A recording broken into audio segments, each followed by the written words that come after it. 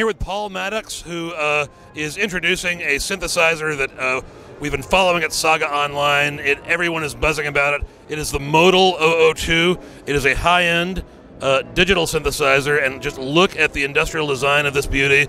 And Paul is going to tell us all about it. Yep. So it's a digital analog hybrid. So we've got digital oscillators, we've got analog filter and analog VCA. So everything from the oscillators onwards is pure analog. It's a classic transistor ladder filter. So one 4-pole low pass like most others, but we've bent it a little bit. So we've given it a little bit of a twist. You can take the 4-pole filter, which you've got here as a 4-pole.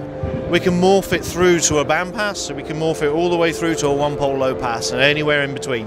So we've got a very flexible filter.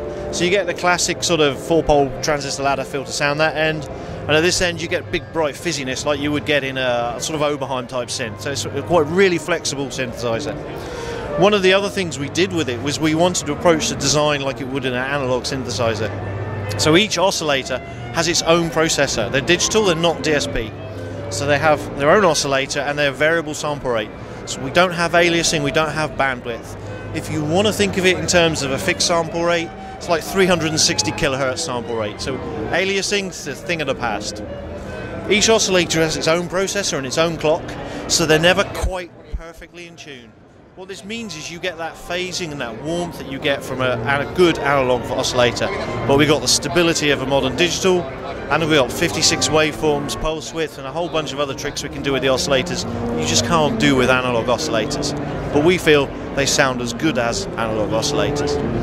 We've also got in here, we've got 2 LFOs, one of which is global, one of which is per voice, and you can put that into a single shot mode, so you can use it like a third envelope for switching the pitch on the second oscillator.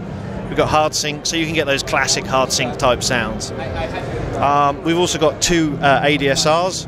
These ADSRs now have got 2 modes. We've got a linear mode for those long lush pads, and we've got an exponential mode for those nice short snappy bass sounds and sort of Kraftwerky type blips on the filter. One of the other features we've got in here, a lot of people have said, well, 2 LFOs and 2 ADSRs, it's not a lot. We've got a thing called the animator.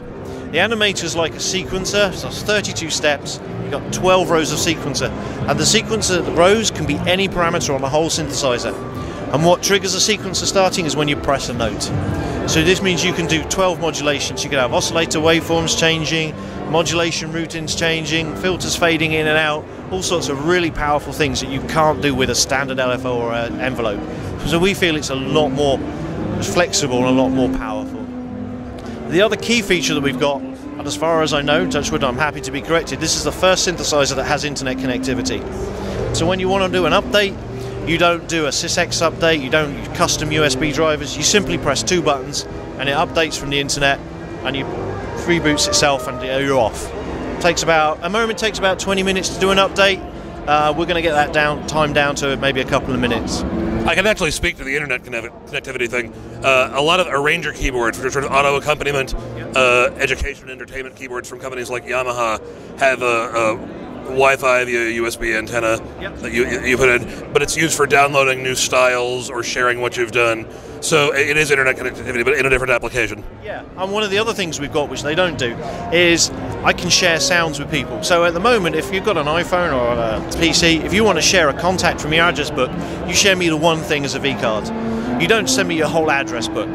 So if I'm doing sound design and you've commissioned me to do one sound, I can, with this synthesizer, I can email, you've got one of these here, I can press this button, send you a sound, the little envelope flashes to say you've got a new message, you can then download the sound and play with it, but just the one sound, not the whole bank. So we're also going to be putting into place a website that's a bit like an iTunes store, so if you're a sound designer, you can put your sound up there and you can say, for 3 days you can download the sound and play it. At the end of 3 days, it deletes itself. You say, give me $1, you can keep it. Give me $2, I'll let you edit it. Give me $5, I'll let you edit it and share it with your mates. So you can maintain ownership of your own property and your own work. Now, we don't want this to be just our toy. We're not going to take any money from this. This is a service we want to provide to the industry because we feel it's lacking a lot of the things we take for granted with our PCs and tablets, and there's no reason why any synthesizer shouldn't do this.